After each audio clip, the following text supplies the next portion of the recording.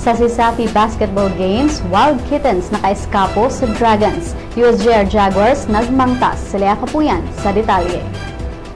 Sa pagkawagtang sa scoring leader sa Cebu Eastern College Dragons, James Mark Roa, nidaog ang Cebu Institute of Technology University Wild Kittens kagahapon sa Cebu Coliseum 67-62. Ini mo'y unang daog sa Wild Kittens sa tulo ka mga duwa. Si Roa gipahamtangan og ban for life sa CISAFI tungod sa pag-submit og peking nga birth certificate. Sa first quarter pa lang, nipakita na og hustong labok ang Wild Kittens, pinaagi sa pagpusti og 11 nga labaw, 16-5. Niapas man tuod ang Dragons sa third quarter aron pagkunhod sa labaw sa Wild Kittens ngadto na lang sa tulo, 48-45. Apan ang Wild Kittens wa nagpaapikto hangtod nga nakuha nila ang kadaugan. Apan lahi ang nahiaguman sa college team sa CITU kay naigo man sila sa kamangtas sa University of San Jose Recoletos Jaguars. Ang Jaguars nipili sa Wildcats og 31 puntos, 102-71. Ang mga replay sa CISAFI Basketball Games makita sa cisafi.sunstar.com.ph/replays.